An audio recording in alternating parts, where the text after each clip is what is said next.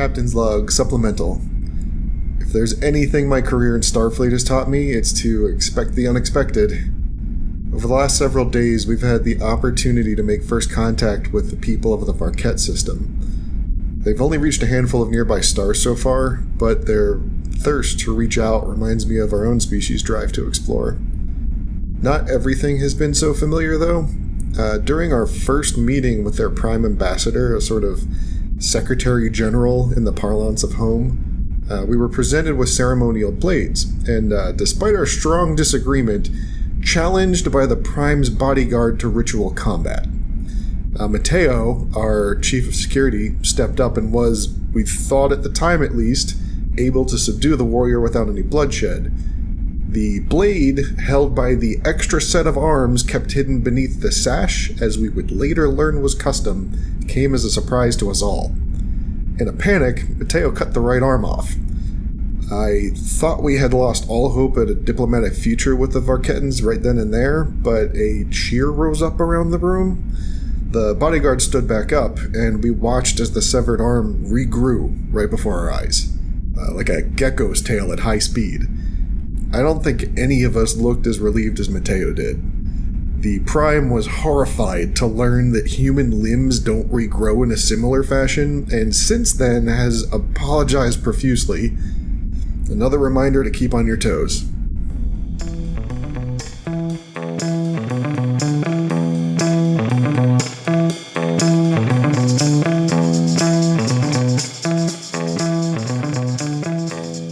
Hey everybody, welcome to Captain's Log Supplemental. My name is Matthew Ian Stanford. Joining me, as always, we have Robertson Johnson Beach.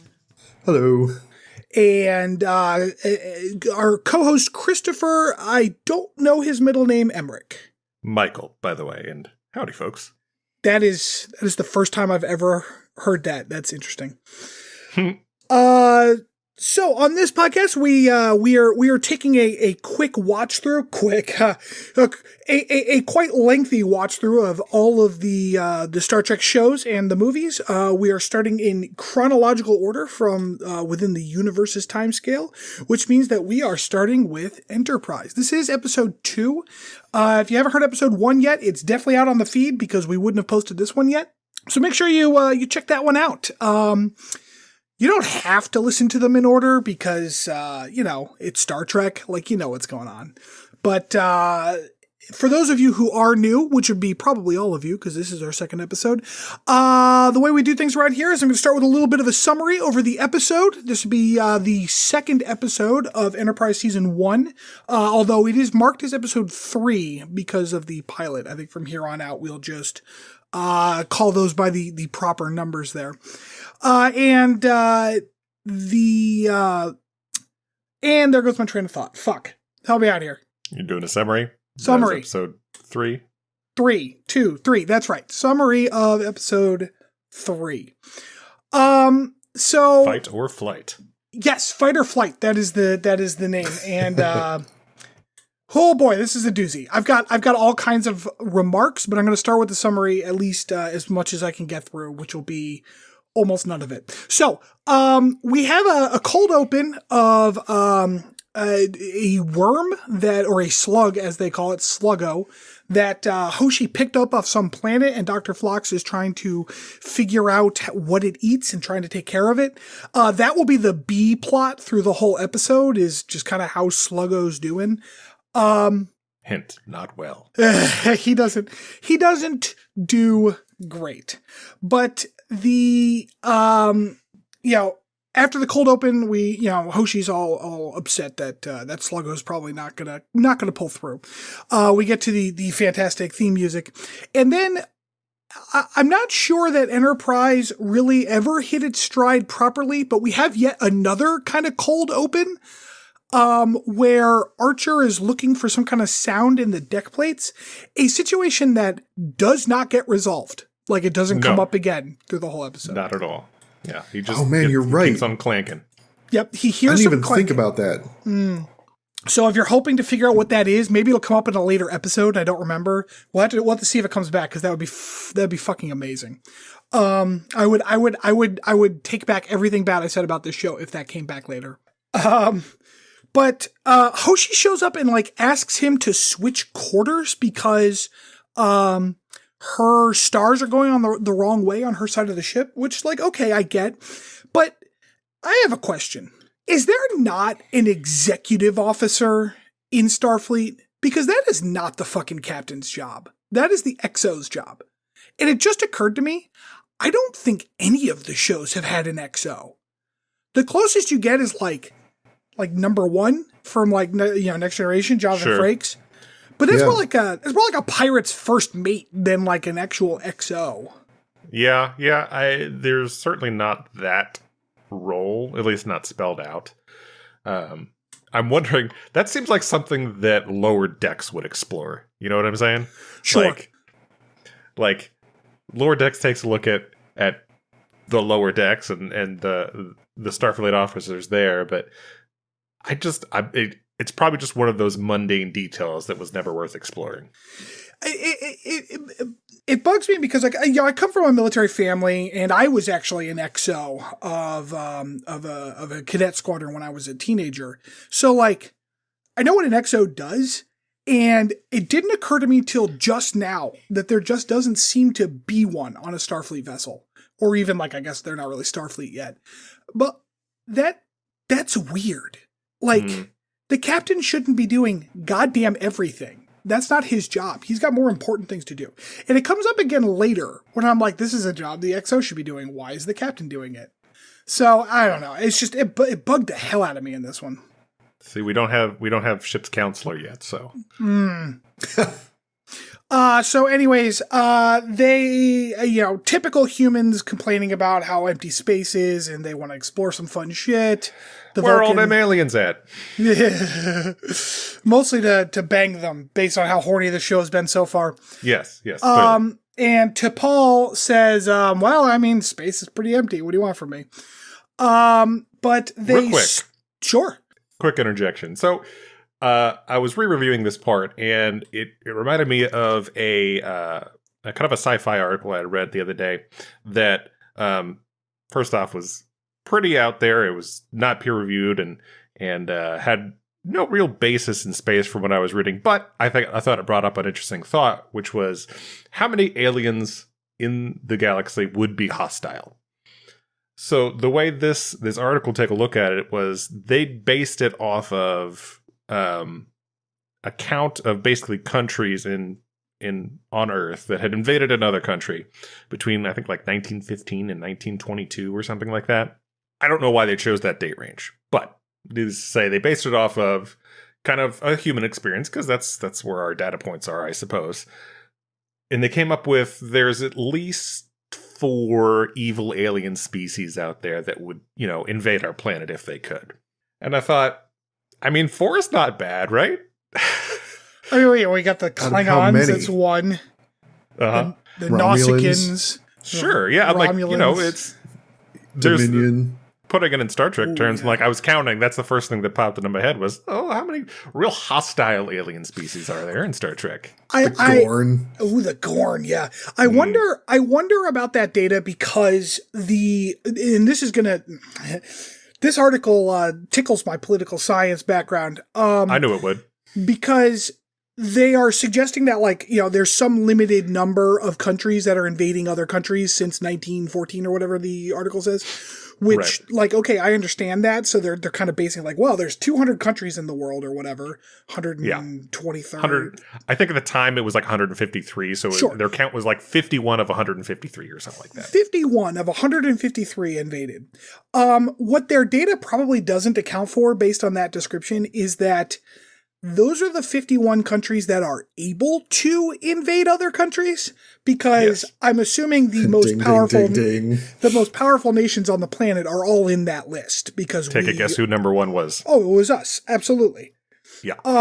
And my point with that is, by definition, an alien race is already able to travel between stars and whatnot, is already that strong. So I'm pretty sure that by their reasoning, which I don't think is necessarily incorrect, it's a fine way to think about it, but by their reasoning, it would be close to 100% of aliens are hostile. Sure. Including us.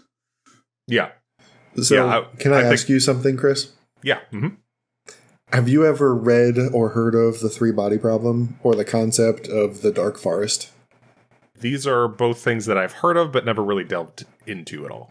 Okay. So, the three-body problem kind of dives into this ad nauseum, but the concept of the dark forest is that essentially the solution to the, what's the paradox? Fermi.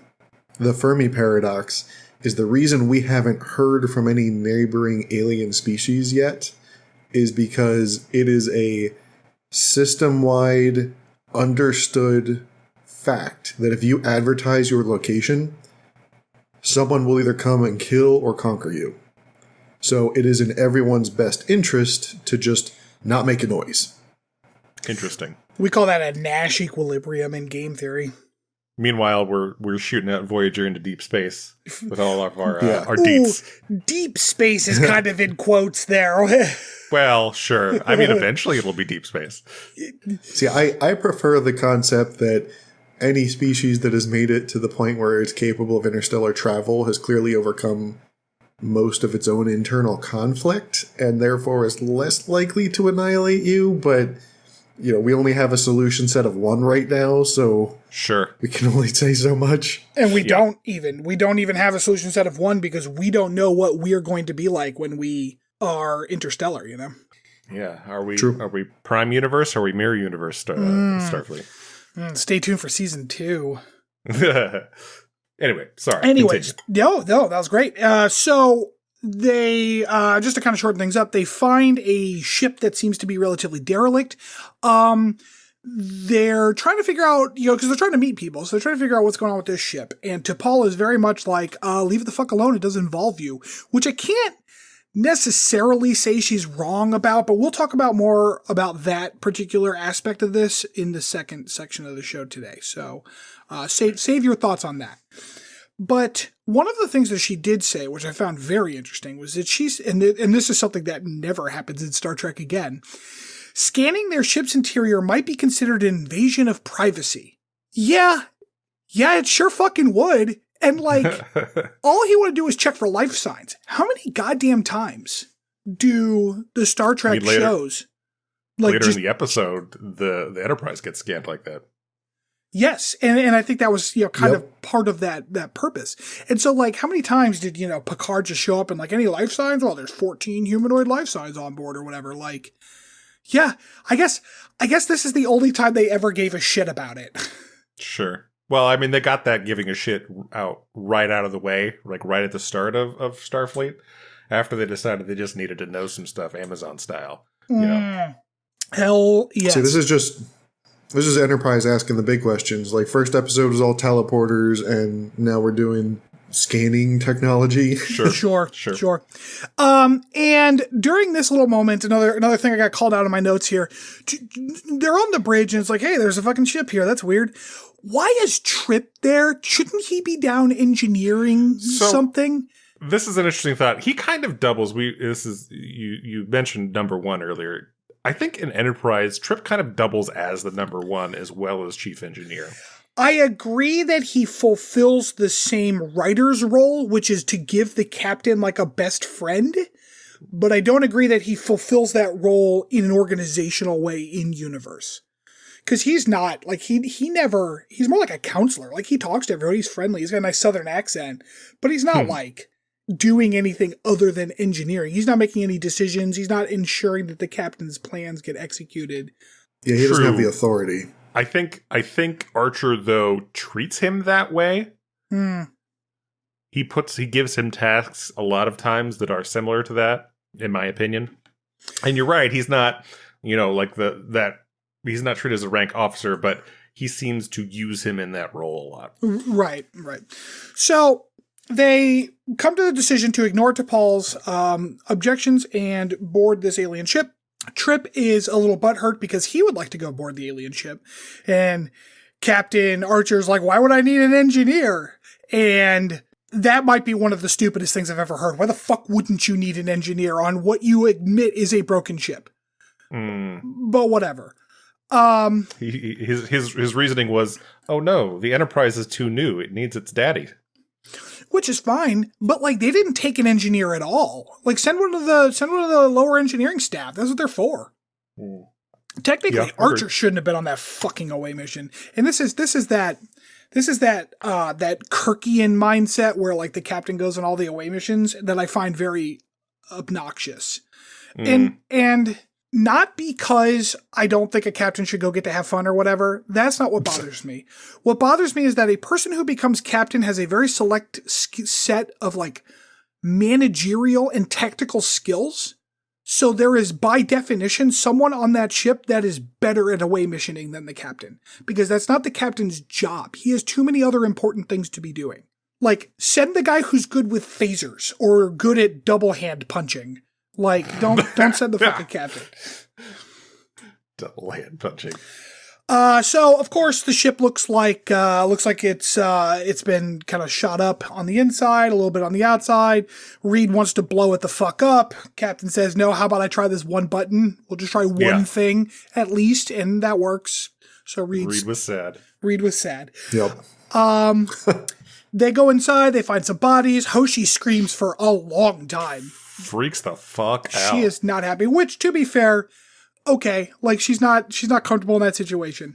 I found her objection to bringing a blaster, what the fuck? Star Wars bullshit. Bringing a pistol with her kind of weird. Like she is an ensign. She's still in the military. So I don't know why she's like, is a sidearm really necessary? Like, yes. Yeah, like they have to go through some sort of firearms training as part of, Starfleet. Right. She even says she's rated for, whatever pistols. Right. When my dad came back from Afghanistan, he was the only person on the plane, and he still had to carry a sidearm. Like, that's just how the military works. You carry a sidearm when you're going somewhere. You never know when you're going to have to pew-pew. Exactly. So they find this. T'Pol says, "Hey, let's go. We need to get out of here. This isn't our business."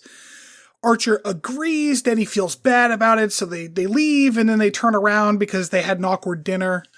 Archer was very haughty about the whole thing. He was too. He was a little on it. He was, I don't know what kind of soapbox they made his dinner chair out of, but that seems to be where he gets his grandstanding. That's true. They turn around, they go try to find what exactly these aliens were doing there. So they take Dr. Phlox with them. Fucking genius. Bring the goddamn medical person when you find bodies. Should have done that in the first place. Yeah, however, still working out this whole away team, assembly thing. That's fine, but this is not a new concept. Like, there are military teams and things that do this kind of shit right now.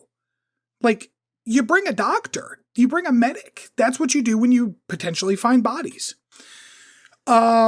Anyways, so Phlox says, "Hey, it looks like they were harvesting some kind of relatively obscure or rare like biological chemical that these bodies were making. Triglobulin, I believe is the word he said. Triglobulin, yes. Which is not unlike human lymphatic systems. Which brings me to my kind of overall point of these aliens have the technology to travel faster than light and clearly very advanced spacecraft and weaponry and bioengineering scans and shit. Can they not, like, manufacture this stuff somehow? Like, even kind of the way we make insulin, where we kind of semi-grow it in, like, or at least in the early days, we were growing it in, like, pig pancreases and shit. We use bacteria now. Now we use bacteria, exactly. Like, these aliens couldn't make this triglobulin shit in an easier way. So they focused all their research on cool, pointy ships, okay? I mean, it could also be that, like, to them, other species are essentially bacteria. This might be that answer. Yeah. Then why didn't they just bring them with them and keep them alive to keep producing this stuff? Well, when we harvest the sap from maple trees, do we bring the tree with us? No, but they throw a bucket on it. They killed them. We don't kill the maple tree. Yeah, tomato. They also demonstrate their tractor beam capabilities later on in the episode. They totally could have towed that ship. Well, and maybe they can't tow it at warp, which is fine, but, like, that ship was huge. Just bring the bodies with you. Anyways, Hoshi is translating their language. Apparently the universal translator works by shouting a single word at it every once in a while. So like, I mean, hey, it worked. So who am I to say? I mean, to be fair, she is doing things, but like, it just looked like she's just going ship. And the thing's like, nope, sorry, try again. Why is the universal translator in this show so bad? Is it like a new technology? Did I miss that? That's kind of touched on a little bit in the first episode, I think, where it's Okay. not, it's kind of her experiment, basically, as I understand it. So yeah, it's pretty bad at first. Yeah, I gather that she is in some way, shape, or form on the team that kind of developed this concept of universal translation as like a science, and so she's kind of the point person on dealing with it. Gotcha. Okay. So there's some sort of weird alien device on the ship that's harvesting these guys' goo. Got it. Apparently power signatures are like a fingerprint for alien technology, which I find kind of an interesting concept, that like I can scan a toaster and then if I later scan a spaceship, like I'll know the toaster and the spaceship came from the same species. This isn't actually a new concept in Star Trek either. They've definitely used that in previous Star Trek episodes. Oh, for sure. But usually, like, if I recall correctly, there's a level of like, I saw those ships warp away and they got some kind of energy signature from those ships. Usually. Therefore, I can identify other ships. Not like I can identify their ships at a distance, moving faster than light, because I scanned their random medical pump. Like, that seems like a big gap, you know? Maybe. Anyways, the bad guys show up. The slowest shuttle arm withdrawal that has ever existed happens. Oh my god. My big note for that scene was they really need to find a better way to dock that shuttle. Like, what is happening? I appreciate that, like, we don't have room for a big old shuttle bay. Like, I get it. It's a new ship and stuff. But, like, you can't make the arm a little faster? Yeah. They really got to work on that whole shuttle docking thing. It's real bad. Dude, I'm pretty sure that the Canada arm that like the space shuttle used in the 90s was faster than that thing. Yes, 100%. We fire a torpedo. It sounds just like all Star Trek torpedoes. It does diddly dick to these things. Their shields are too good for our scanners to penetrate, although we can also tell when they're charging weapons, so I don't know what anything means anymore. An alien that belongs to the people who were killed shows up, and Hoshi has to translate to tell them that, like, hey, you should attack those guys and not us. Which, all right, that whole scene was fine. Like, it's dramatic. It's sufficiently dramatic, and whatever. Hoshi was far too dramatic in this scene for me, to be honest. Like, yeah, you think so? Well, dude, she was not being more episode. dramatic. Yeah. She's been dramatic the whole since episode. day one. Yeah, no, that's fair. Yeah, I had notes throughout the whole episode about how annoying it was. I totally get imposter syndrome. I understand that. I think what they were trying to do, but I feel like they directed her to go way too hard on this. Mm-hmm. A little too over the top. Yeah, it's certainly it's okay to have imposter syndrome, and I think that's a fantastic thing to portray, especially in something like this, Certainly. where we're like a brand new starship, and literally like entire things hinge on every action you take that you can't even conceive of. Like, that's a great place to have imposter syndrome. I understand that. But imposter syndrome doesn't mean you're going to flail about and scream at every moment. Like, that's just not... She ran away on the ship when they first found the body. Like, Archer's like, hey, where are you going? And she's gone. She just literally ran away. She's like, you don't need a translator for dead people, which, to be fair, that's accurate. Yeah. So I feel like they did a much better job with Uhura in Strange New Worlds. Yeah, and they explored a very similar concept. Yeah, yes. I agree. Yes, she did. She did a much better job. But this is, late 90s, early 2000s Trek, so we get what we get. Mm-hmm. Right. Hoshi eventually convinces the dude to help, They're androgynous. Convinces the person to help because they do not have gender, which they did specifically say, which was kind of a nice little early 2000s shout out. And then at the end, it's like, oh, okay, well, so the whole B plot was Sluggo, right? And I wanted to wrap this up at the end.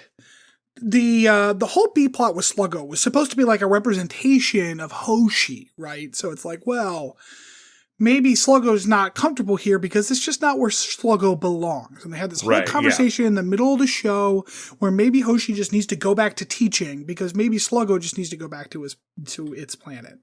Okay, great. Then at the end, they just put Sluggo on some other fucking planet? Mm-hmm. Like, that's the Have definition. fun dying alone, Slug. Not even that. That's not even it. They don't know anything about this species' reproductive capabilities. Phlox specifically said that at the beginning of the episode. This is how invasive species happen. Yeah. Like, that's they're going to come back to this planet in 20 years, and Sluggos are just going to own the whole planet, and they would have wiped out everything else. Yeah, like for all they know, the reason why Sluggo was struggling so much is because it had just like laid a ton of eggs inside of its shell or something. Yeah. And it just seems silly to me that y'all are like the best of the best humanity has to offer. Yet the border between Florida and Georgia has a stronger like non-invasive species like ordinance. And that's the cap of the episode. So, classic Trek. Okay, so we're going to take a little break and we will be right back.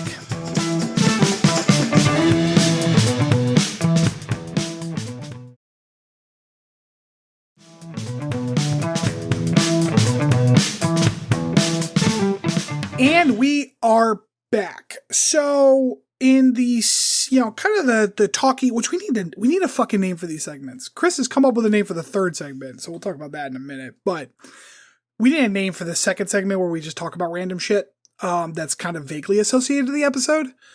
But today's topic du jour is what we do when we stumble upon random derelict spacecraft. Because there's actually kind of an interesting concept here. We on Earth in the 2022 have what is known as salvage rights as an international doctrine. If you come up across a boat in international water that's just kind of adrift, there is a set of legal codes that allows you to basically like take that boat. Now there are like rules and guidelines and there's ways that is done, but that is a real thing that happens even today. So it seems obvious that, like, if we are going into space in order to meet other people, we know other people are out there, we would expect to come across derelict equipment sometimes, okay? So there has got to be, it just struck me as interesting that when they show up at this ship, T'Pol has obviously some kind of policy on this given to her by Vulcan High Command. But the humans all seem like, well, I don't know what to do. What should we do with it? And that seems staggering to me. You would think there would at least be something from, like, solar system exploration times. Sure. And like, what's the black kid's name? Oh God. Shit. What is his name? Is it Travis? Travis. No, Travis. Yeah, Travis. Yes, Travis. I forget his last name. Montgomery. What was it? Montgomery is the actor's last name. I'm sorry. So Travis grew up on a freight hauler, like a warp capable freight hauler, which means that like, despite what Enterprise kind of imply, well, I don't know if they imply, but like the milieu of Enterprise is like, we're the first humans out here. And they are, right. But there are plenty of other humans that are doing stuff in and around Sol and it's like various stars that are close by. So like coming across derelict shit has got to be a common occurrence because anywhere you have things running, you're going to have things that break down. Right, so but this is derelict alien shit. Sure, but they knew they were looking for aliens. So my question kind of that for us to kind of talk about is, what do you all think is the proper ethics of this situation? Because we do get presented with two different sides of it. And I'm curious where everyone falls. I'm going to hold my own opinion back. Well, that depends. Are you a consequentialist? Oh my god, I can't talk. Consequentialist? Consequentialist. There you go. So for our listeners, because we're going to pretend I know what that means, what's a consequentialist? It's the concept that like the meaning, the true meaning behind your decisions ethically is derived from whether or not they result in a good or bad situation. Oh, okay. So you're talking about there's a word for that. There's a I think it was Rousseau or Descartes came up with this, the moral imperative. So like it doesn't matter who's doing what, morality is absolute. No, this is the opposite of that. Yeah, as I said, that's the other option. So the consequence, well, no. So I guess moral imperative is that it doesn't matter that your actions were necessarily morally good or bad. Because the result was good, your actions were good. I see. The moral imperative says it doesn't matter what your motivations are, an action is either good or bad. So I don't know that those are necessarily conflicting, but they are definitely different stages. Mm-hmm. Right. So you can have good and bad motivations to do something. Like if you come across a derelict wreck and like your entire power generation system is like running on duct tape and thread at this point, like if your decision winds up saving the life of your crew, even though you potentially stole from, another company, from some foreign species, like, is it really bad or is it good? And your answer is? Yeah, that's what we're waiting on your actual answer. I would say that it is good in that situation because you're preserving life. Yeah, I think, like anything, there's a lot of gray area here, and it's very situational. In the case of this episode, I think they try to explore kind of both ends of the spectrum. They initially say, oh, there's some dead people here. We should leave because we might also be dead if the people who did this find us. That is the good decision. And then Captain Archer gets all haughty and says, no, that's not morally right. We should have, buried them or tried to find their mama. And they go back and get caught by the aliens and luckily get bailed out by the other guy. I don't want to give a cop-out answer, but I think it is situational. In this instance, if I was making the decision, I probably would have gotten out of there, especially being the first foray into space as a representative of the human race. Probably not great to die right off the bat. The thing that boggled my mind about this decision was that Archer wanted to go back and, I guess, perform some human, like, final space burial. Yes, and this is a theme for Archer and most of the humans on the Enterprise too, is enforcing their own cultural views and practices on other aliens. Did he want to do a burial though? It sounded like his idea was to figure out where they came from so that he could get the bodies home. But maybe that alien race doesn't care though. Maybe once they're dead, they're might as well not exist. Maybe there is no burial rights for them. Maybe they were the last of their kind. Well, which is actually that concept does exist in Star Trek because the Klingons are like that. They don't care about the meat after the soul leaves. So personally, I agree with you, Chris. I think that it was foolhardy to go back and force this kind of like human, I don't know, like these human rights on an unknown species where like you don't really know what they would have wanted.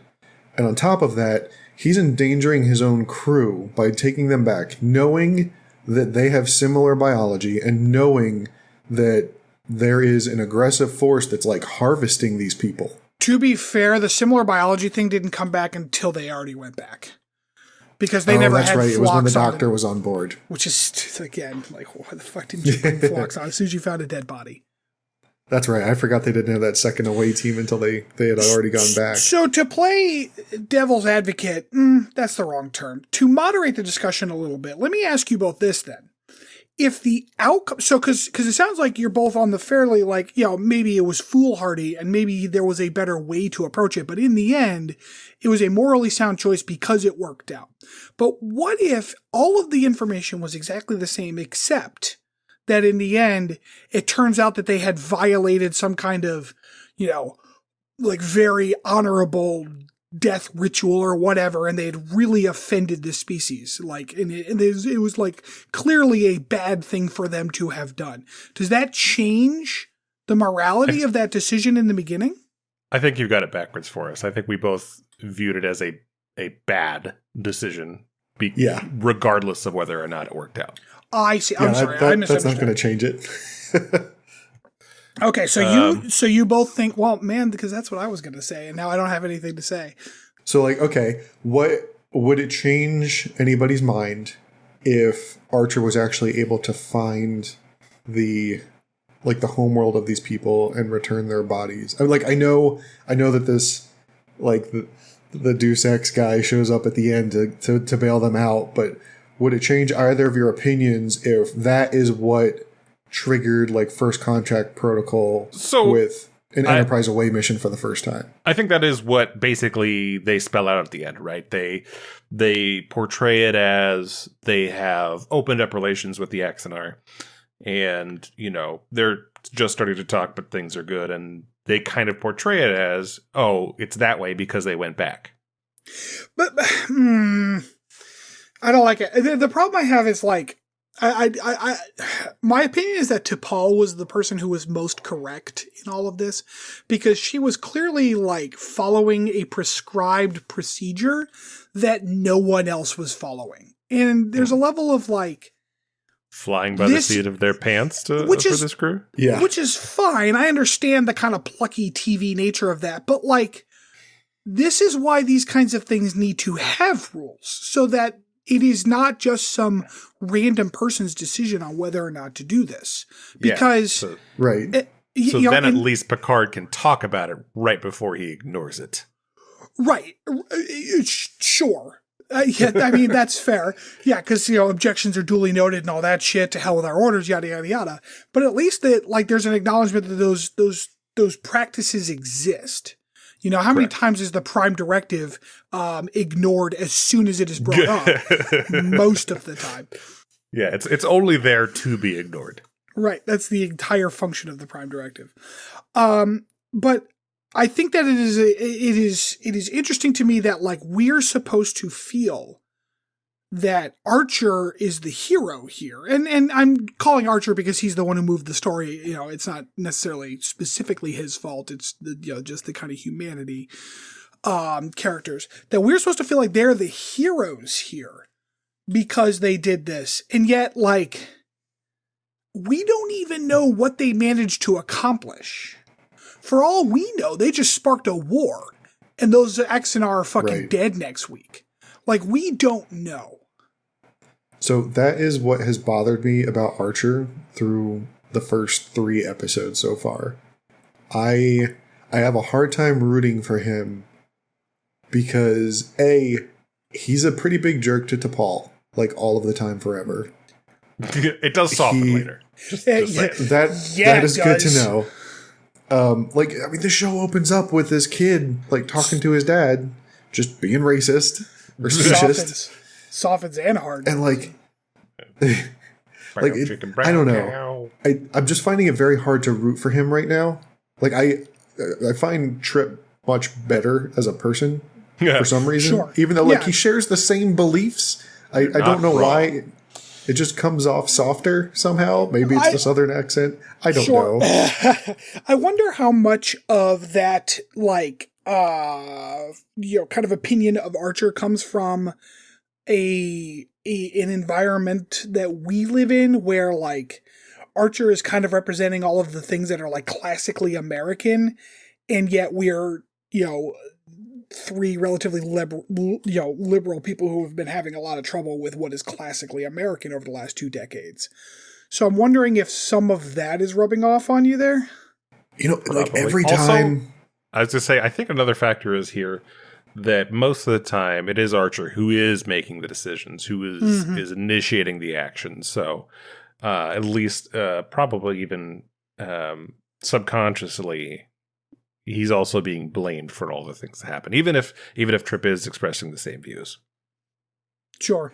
He strikes me as like purposely antagonistic for no real end. Like he reminds me of who's the captain on Discovery? Lorca. He reminds me of Lorca in the first couple episodes when you first meet him. He just seems like a jerk. Yeah, it turned out Lorca was a jerk, so that worked out. Right. I think that I'm curious how your opinion of Archer will evolve as we keep doing this, because Archer's character does change a bit as the show goes on. But also a lot of the things don't change. Oh, sure. Like I like Trip, I like T'Pol, I like Travis, I like the doctor whose name I can't recall right now. Like Phlox. Phlox is my favorite character on this show. He's really great. Like, there's so many likable characters on this show. Also, he wants to watch humans have sex. Oh yeah. Wait, I had a note about that. Hold on. I have a whole note. Phlox. Do you think they'll let me watch? Do they not have porn? Does their species not have porn? Or like, why would more they need specifically, porn? They have multiple partners. Do the humans not have porn like on the ship? Because I find that very hard to believe.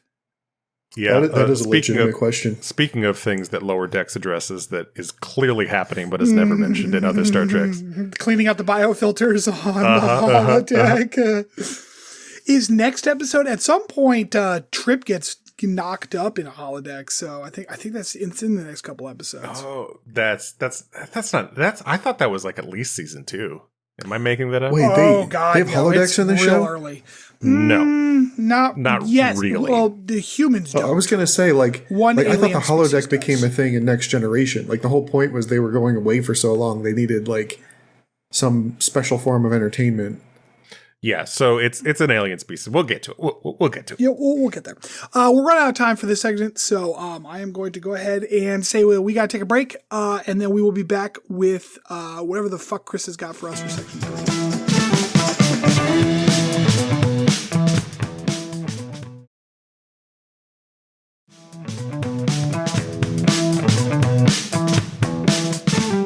All right. Welcome back, everybody. So they've decided to call this next segment The Trek. I know, very original. We are going to explore strange new topics, seek out new thoughts and new talking points. Basically bold to go wherever the fuck we want. In this case, I wanted to highlight... dork. We're all dorks here. Yeah, I don't disagree. Accurate. In this segment, I wanted to highlight some other good sci-fi that I've been enjoying recently. In this case, it's The Orville. So some of you may be familiar with it, some may not. It is created by Seth MacFarlane, which seems very strange, but apparently he's a very big Trek fan, and he was inspired to create this show because he hadn't seen any good Trek recently. The first couple seasons were so-so for me. Yeah, it's taken a couple-year hiatus, basically, and has come back, and the new kind of reimagining of it is The Orville New Horizons. It's just a continuation of the story, though. I thought it's been some particularly interesting sci-fi that has explored a number of topics that, I mean, even really Star Trek hasn't delved as deep into. There is a large story arc on the show that highlights trans rights, which I thought was very interesting. You know, an all-male species has a child who is born female, which is apparently a very rare occurrence, but when it happens, they perform surgery on the child to make them male without any, of course, discussion or anything. Yeah.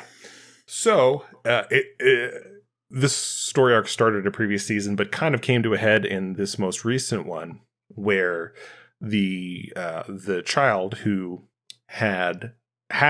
was forced into the surgery when they were an infant starts asking questions and is depressed and eventually finds out that they were born female. And so it explores kind of a lot of very complicated issues that are very relevant in today's society. And it explores them in a very interesting and engaging way that I thought was fantastic. But that's not all. I mean, it goes into dehumanization of war enemies, racial bigotry, xenophobia. Mixed race couples, moral implications of weapons of mass destructions, disinformation campaigns around cults of personality and political instability. I think this most recent season has been quite honestly fantastic and very interesting, and very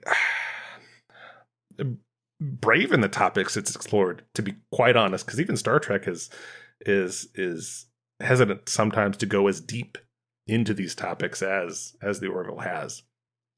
Now, I will say occasionally it is a little silly. It is Seth MacFarlane. I mean, the creator of Family Guy and Ted, so there is some of that humor in there. And in certain situations can come up as ham-handed, I think, in the topics they explore. A little too direct, a little too on the nose. But overall, just a fantastic thing that I've been very much enjoying. Have either of you watched the show at all? I have not. I watched the first season when it came out, and I don't know, based on what you're describing, it was not the same show basically at that point. So I can't comment on that. However, I will. You say Star Trek doesn't explore some of these topics as deeply, and I think that is definitely a symptom of the episodic nature of Star Trek, especially up until these last few shows where they've done kind of the longer arcs. But I wonder, and obviously you've seen the show, so you can answer this. You say they explore the topics more deeply. Do they still stick to an episodic kind of like a weekly reset, or do they take more than one episode to explore these arcs? It's definitely more than one episode. Yeah. I mean, some particularly more than others, like the like I said, the trans issue was several episodes over a number of different seasons. Some they just touch on the topic so in maybe one episode, but a number of them that, like I said, they do definitely explore over a number of episodes, and it is, I would say, it's semi-episodic. Like there's definitely a main kind of story that it follows, especially after the first season, I would say. But there's still kind of some episodic qualities to it. Okay. Because it sounds like, science fiction as a genre is defined by its ability to, defined by the fact that it does shine a mirror on the human condition, right? Like science fiction is an analytical genre. That's what it's always been. That's what it always is. That's why things like, you hear a lot of discussion, and I'm a big proponent of it, of like, Star Wars, for example, is not actually science fiction, it's fantasy. Not because there aren't lasers and spaceships and shit, that's fine, but because as a genre, it needs to be more reflective and self-inspecting of the human condition in a way that Star Wars simply isn't. It's a good story set in a sci-fi universe. Right. And that's where like science fiction as setting and science fiction as genre can kind of diverge. Star Trek also falls into that trap, so to speak, sometimes, where especially individual episodes was like, well, we didn't really explore any kind of interesting humanity here. It's just like, Geordi had to flip the polarity on something. I think Star Trek movies in particular fall into that. Most of them. Wow, what a statement. Hold on, let me think about that. Where you go ahead, Rob. Where would you, I guess, how would you place the episodes of TNG with Q? Q is an interesting. Okay, first of all, let me preface this by saying I don't like Q as a character concept. I find him a little too Deus Ex-y, but that's fine.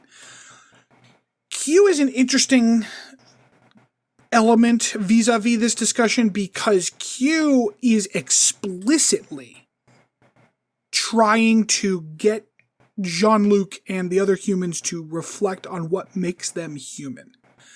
So, yes, it is quote-unquote magic, space magic or whatever you want to deal with. But I don't think that, whether it's ham-handed or not, I think that Q is at least an attempt at those kinds of science fiction elements. Okay. Oh, that was the right answer. Sweet. I mean, I guess I just don't know where I personally fall on that spectrum there, because like you said, it is very space magic-y, but at the same time, they really are delving into those like Sure. elements of humanity in. Yeah, There's just like there's not like an interaction with technology that I would expect from science fiction. That would be my only hesitation there. Sure, and science fiction, is reliant on that, because we can explore humanity using, fucking modern day fiction. Charles Dickens and Ernest Hemingway were clearly putting lenses on the human condition, and they are not writing science fiction. So that is a fair point. But to get back to your question about the movies, Chris, I think I might disagree with you entirely, because movies, you're wrong, but please provide your point. Okay, so hold on. What movies we have? We have movie 1, which is Viger, right? So that's just classic Star Trek. So whether or not it's science fiction, whatever. It's just a long episode. Mm-hmm. You have Khan. Now, Khan is an interesting concept because I just said because it uses the technology and the science fiction in a way to discuss like what happens when humanity tries to play God. It's almost like a Frankenstein-esque story, not only with Khan, but also with the Genesis device, right? So those are two plots that are running kind of parallel in that, like, we are getting too close to touching the face of God here, and we need to dial back our hubris. So I think that's a fantastic science fiction story. So interestingly, I think. Go ahead. I was just going to say, like, I was trying to figure out what you meant by that. I forgot. Khan is genetically altered, right? Yes. Mm-hmm. Okay. Yeah. Sorry, so I was going to say, I think honestly the original series movies outside of the first one, most adhere to the science fiction genre, whereas the next generation movies and on, I think, fall into the. Okay, so hold on. Let's see. We got. Do you include Generations in the old one or the new ones? I'd say that's more the new ones. Okay, so Generations, you have an analysis of what it means to fear death and how that drive can absolutely destroy your humanity and your empathy towards other people. Okay, that's the main theme of that movie. I mean, I get it, but also, I don't think it did a good job of portraying that. What? I don't know how it could do it better. He blew up a sun, Chris. Yes, and whether or not the movies did a good job with its theming is neither here nor there. There's bad science fiction, but I don't think you can argue. Well, I mean, you can. You are doing it.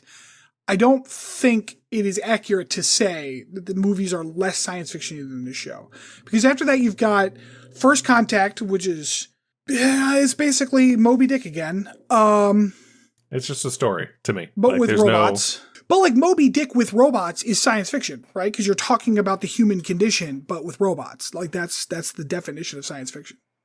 Yeah, that's the one that's got like the fight scene with Worf on top of the like hull, right? In the spacesuit. Yeah, the Borg, and they go back in time. Yeah. Yeah. I have seen that movie so many times, I could probably give you scene by scene. I remember seeing it in theaters with my dad. I don't think I've ever seen it since. So then you've got, what's after that? Insurrection. Insurrection. This is where y'all are going to forget what all these movies are, but I remember every fucking beat because that's how my brain works.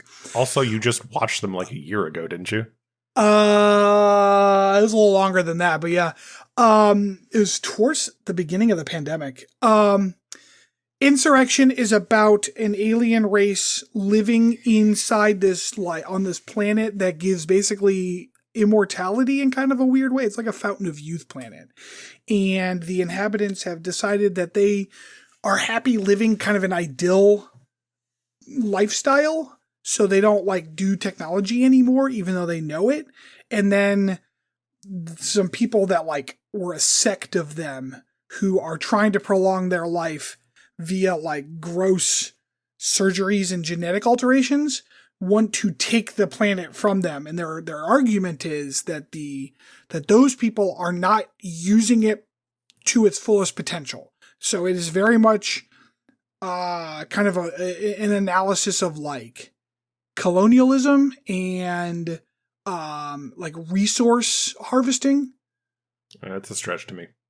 Oh shit. We're gonna have to get to these movies. What's after Resurrection? Nemesis?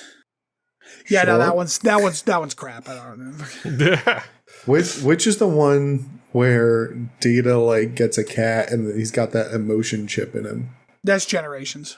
Yeah. That was Generations? Okay. I liked that plot point. Spot.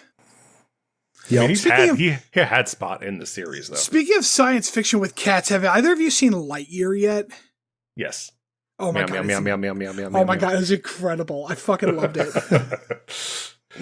Yeah, I watched it with the kids the other day. That was good. So yeah, Orville might be added to my list. I don't get Hulu, so like, It's actually going to Disney Plus. Oh well, shit. I guess I'll Weird. watch it there then. I guess it's Fox, right? Because it's Seth MacFarlane. Well, not if it's going to Disney Plus. I don't think they own Fox. I think that's You goddamn right they do. they do. Oh Jesus, they own everything. Yeah, they own everything, man. Disney Daddy. They got Simpsons is on Disney Plus. Yeah, that's true. Yep. All right. Anything else, Chris? Nope, that covers it. I think that'll wrap us. Thanks for joining us. Next week we will be doing episode 4 of the first season of Enterprise. And I believe Rob, you're taking the helm on that one. Yup. So that'll be exciting for us all. So yeah, thanks for tuning in, and we're gonna at some point plug websites and socials and shit. We don't have any of those things yet, so I will annoy you with them next week. Thanks for listening.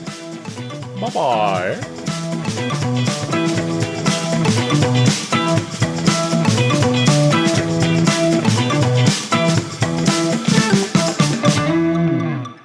Thanks for listening to Captain's Log Supplemental. You can follow us on Twitter at PodCLS or send us hate mail at podcls3@gmail.com.